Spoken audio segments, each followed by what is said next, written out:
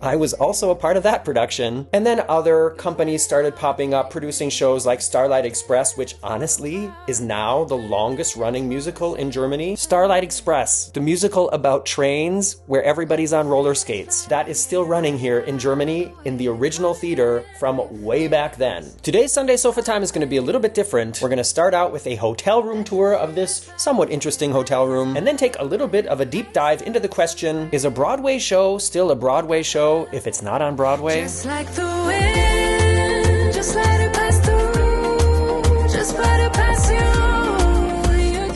All right, everybody, if you've watched past that intro, I'm glad that you're still here. I'm glad you're taking interest in this, like I said, somewhat different video here on the Very Unofficial Travel Guides. A few days ago when I arrived here in Stuttgart, I made a small tour of this room showing you some of the interesting little aspects of it. And I decided that I'm going to just include that video here in this Sunday Sofa Time and then explain more about what I'm doing here and what I'm doing here in Germany altogether. So let's roll this hotel room tour. As I filmed it, it was supposed to be a video just for itself. Now it's part of this video. And if you can make it through all of that, we'll be back here afterwards to talk more about Broadway in Germany. If you are up to date here on the Very Unofficial Travel Guides, you will know I am currently in Stuttgart, Germany, down in the south. I'm kind of going back to my roots of theater and working as the production manager and resident director of a musical that will be down here for the Christmas season. And actually, yesterday was my first day here on site. The production company put me up in this hotel for the first couple nights,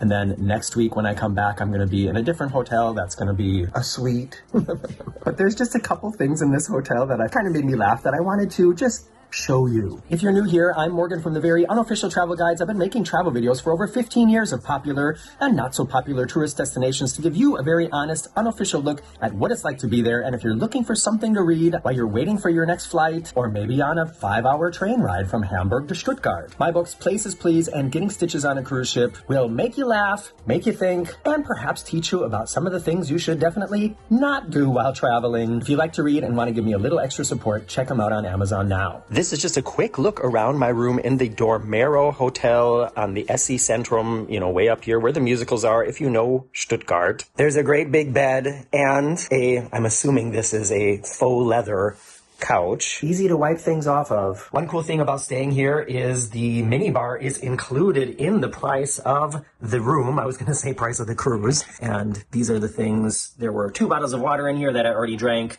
And then all those things, those vegetarian salamis, I bought those myself. I'm going to show you this crazy signage in a second. But first of all, let's just get through this. The bathroom door is Morgan approved. It is a real door that closes all the way and is not see-through. And this bathroom is very spacious, which is nice, especially for somebody like me who's used to being on cruise ships where the bathrooms are teeny tiny. Okay, now let me show you these signs. Over here in this closet area is this sign, and I'm not sure if this is like just a creative do not disturb sign, or if pets are allowed in this hotel, and this is what you put on the door to let like housekeeping know, careful, there's an animal in here.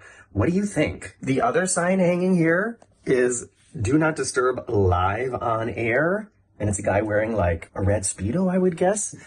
What's on the other side? Oh, then it's in German, bitte nicht stören, live auf Sendung, and she's in a bikini. But then this is a sign that I've never seen in a hotel before.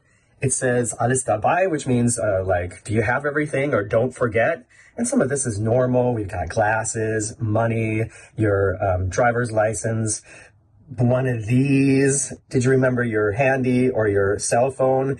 Did you remember to take the pill? Did you remember your additional panties, your keys, or your lipstick? So helpful to be reminded to take my pill and grab some extra panties. Thank you, Dormero Hotel. I've never seen a sign quite like this in a hotel.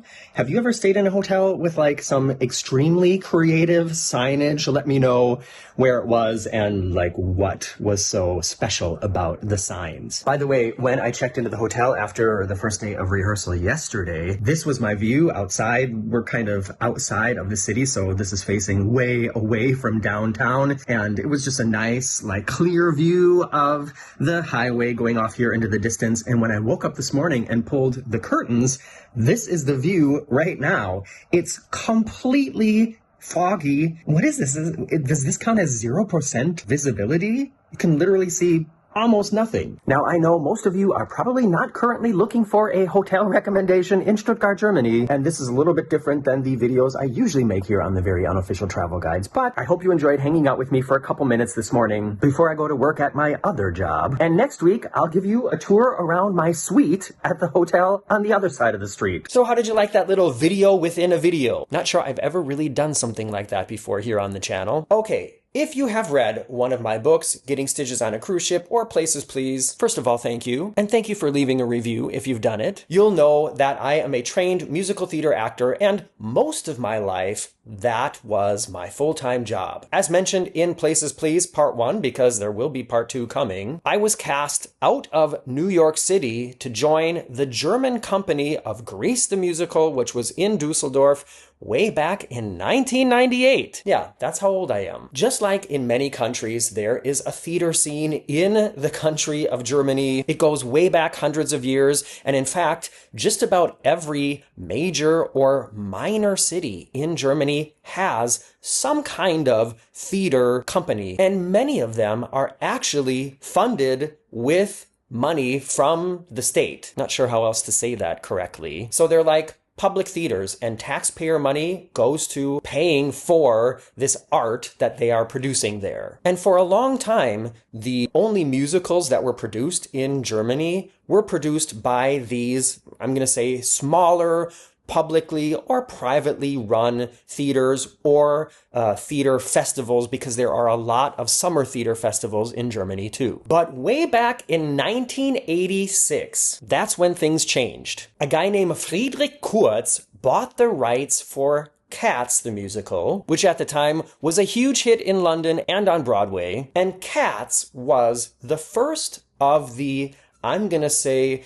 true Broadway in Germany musicals. And now, what do I mean by that? Until then, any musical in Germany was either a tour that was brought over here from some other country, some other company, or, as mentioned, it was produced by a local company here in Germany where they bought the rights to the script and the music, but they created their own costumes, their own set, their own direction. That was all new and all specific to the local production. Friedrich Kurz and his later business partner Ralph Dahle, they were the first people who got the idea, well, why can't we just take these super successful shows that we know are hits like Cats from Broadway and basically recreate that entire production as it is in New York here in Germany. And that's what they did. They not only bought the rights to use the music, they also paid the original choreographer, Julian Lin, the original set designer, John Napier, the original costume designer, all that. They bought like the entire production and then recreated it here in Germany, actually in Hamburg in the Operettenhaus, a theater that I have worked at for several years. And it was the first time that a so-called long-run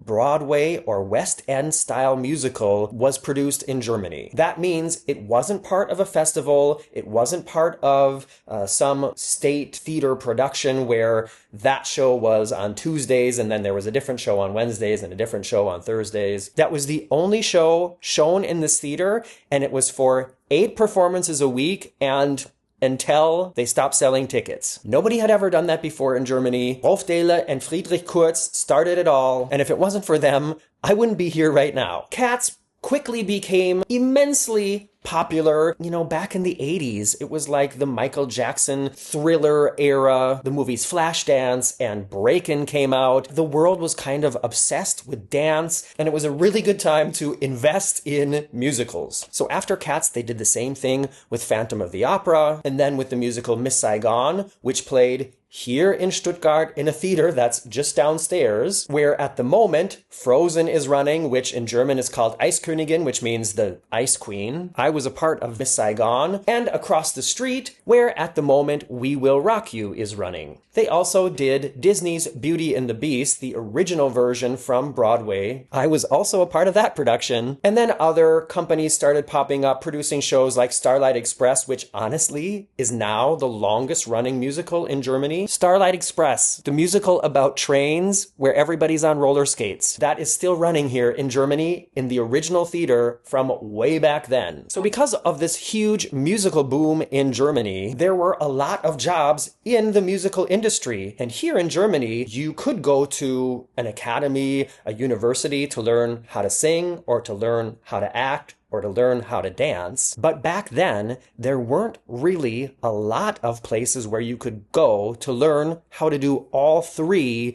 and basically become or learn all the tools that you needed to learn to be a hireable and efficient musical actor. And that's why, in order to cast and staff all these productions that were popping up all over the place, they had to start bringing people over from New York, London, Australia. And that's how I ended up over here. I had been living in New York, auditioning for shows in New York, struggling in New York. I talk all about it in Places Please. And my first contract in Germany was in 1998 for the long-run production of Grease, which was running in Dusseldorf at the time. And when I came over here and saw all these high-quality replications of Broadway shows using the same costumes, the same set, the same choreography, everything just like on Broadway, and then realized for the money that I'm getting paid to do this same work, I can have a much higher quality of living here in Germany than I can in New York City. So why would I go back to New York City? And that's kind of like the journey that I was on and what led to me coming here and led to me doing all these shows, including the ones I already mentioned, and then the original company of Mamma Mia, which I did for almost 6 years in Hamburg and then 2 years in Berlin. And I helped cast the companies here in Stuttgart and in Essen and in Moscow. Wait for Places Please Part 2. That's a very interesting story.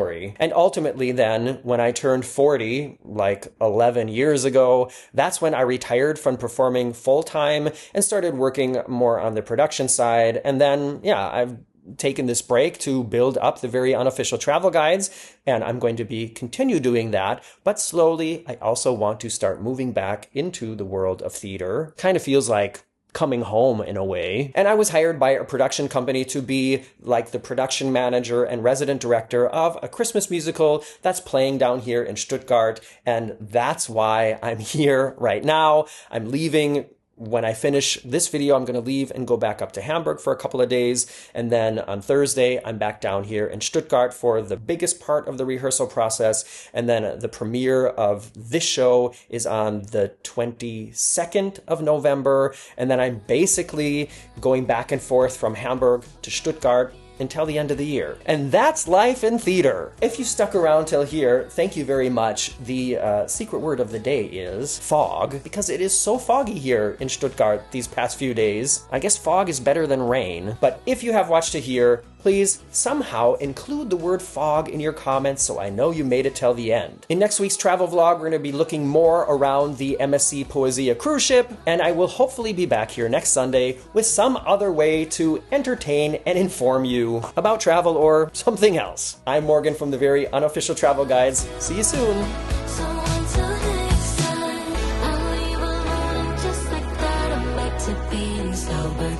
We'll leave it all unsaid, 'cause this